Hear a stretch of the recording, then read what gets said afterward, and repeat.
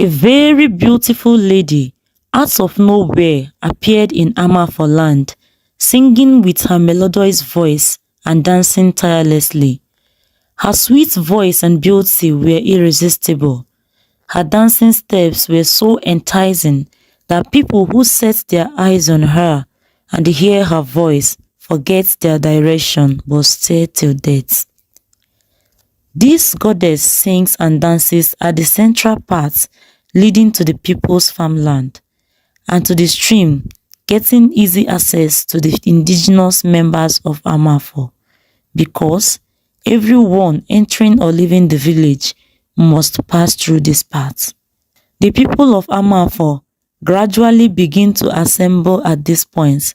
Carried away by the winch dance and voice, they forgot to eat, drink, or even go home. Listening to the witch voice, they died gradually, day by day. This caused fear and panic among the people of Amafor. Those in the village are dying of hunger and thirsty as they are afraid of going to the farm or stream.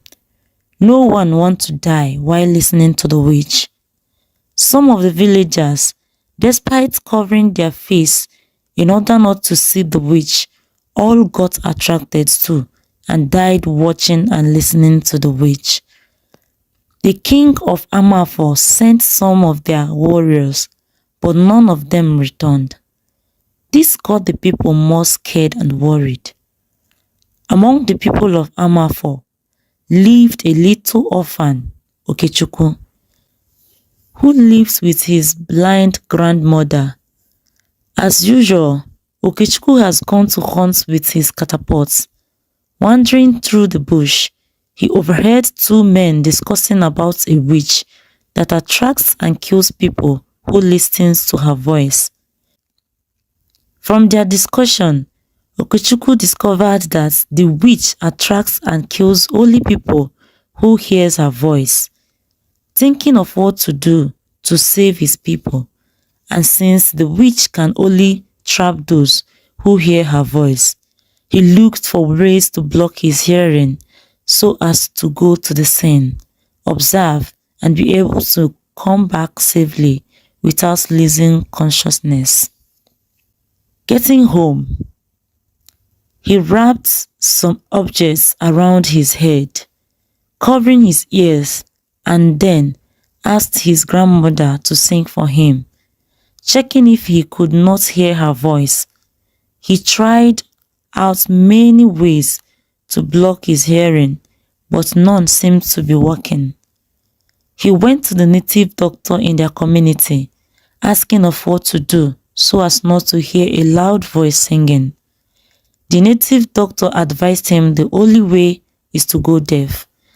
He said he can make him go deaf, but the only problem is that it can't be reversed. You will be deaf forever, the native doctor said. In his heart, he said, I better go deaf, but save my community. He told him to make him deaf. Then the native doctor did as he requested. Getting home, he asked his grandmother to sing for him. She did, but he couldn't hear anything. Little did he know that he won't be able to attend to his grandmother's need, as he can't hear her call anymore. He stayed all day planning on how to go and observe what is happening in the central part of their land, where people are dying. He wondered why his grandmother has not called his attention since morning. Meeting his grandma crying, he realized the consequences of what he has done. Thinking of what to do, he instructed his grandma to stop calling him so as not to reveal their hidden place. He lied that their community was under attack and they would be killed if the attackers noticed their presence.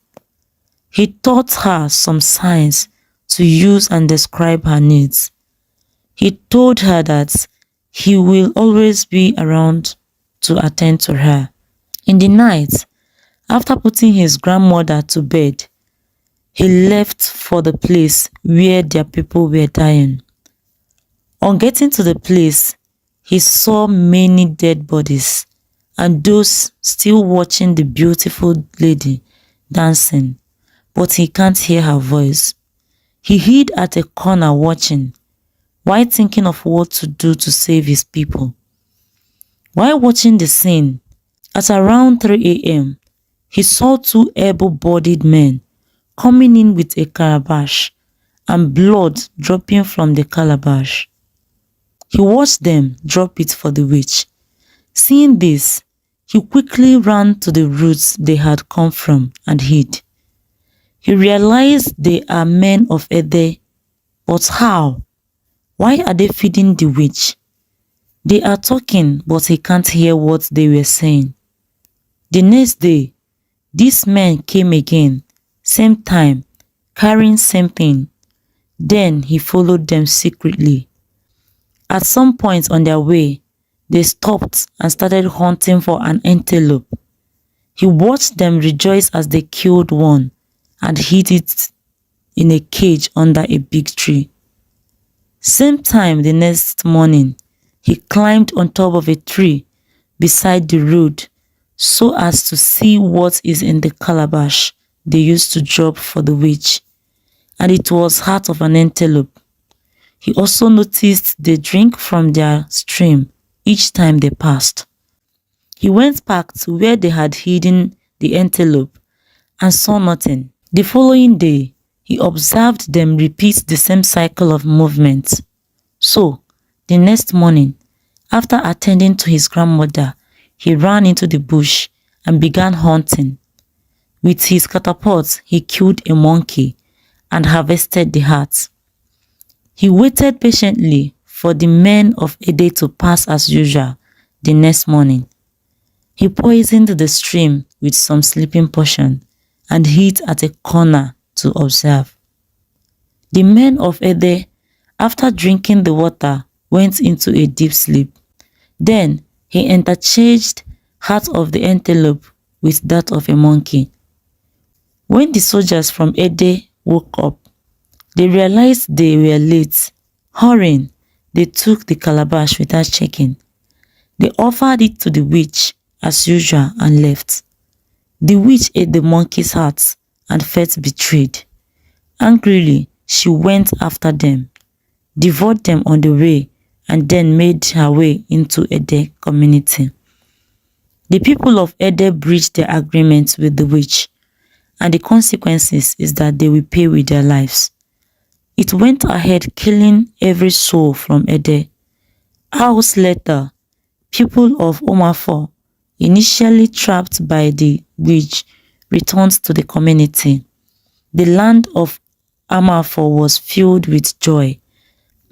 Back to Ede community. Since the witch feeders were dead and there is no one to give account of what happened, they consulted their chief priest and he explained what went wrong.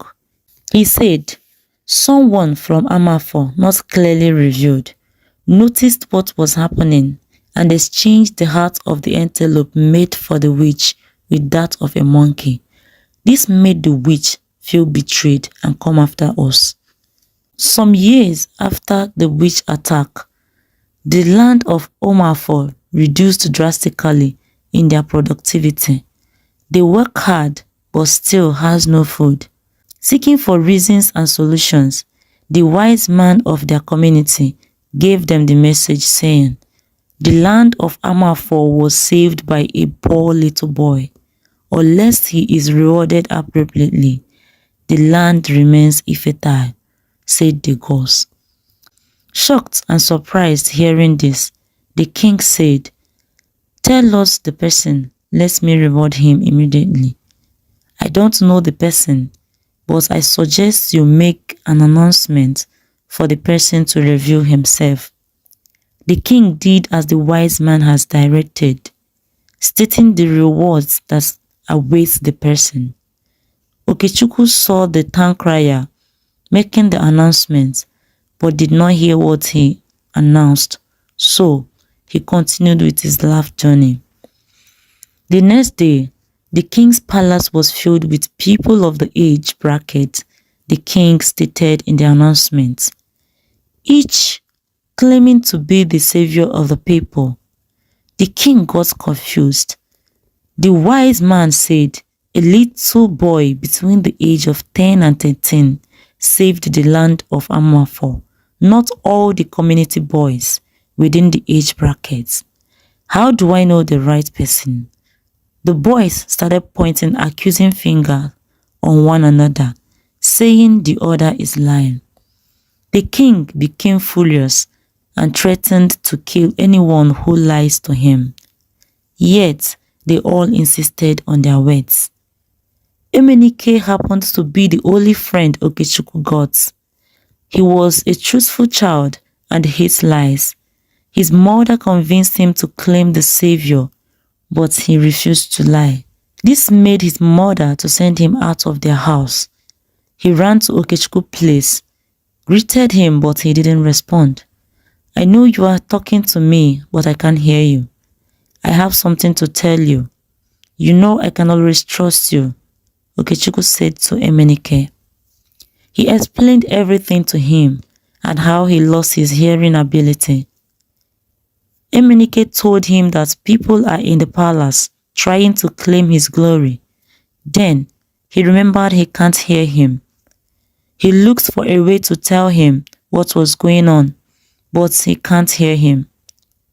Nobody is going to believe me, especially now that he can't hear.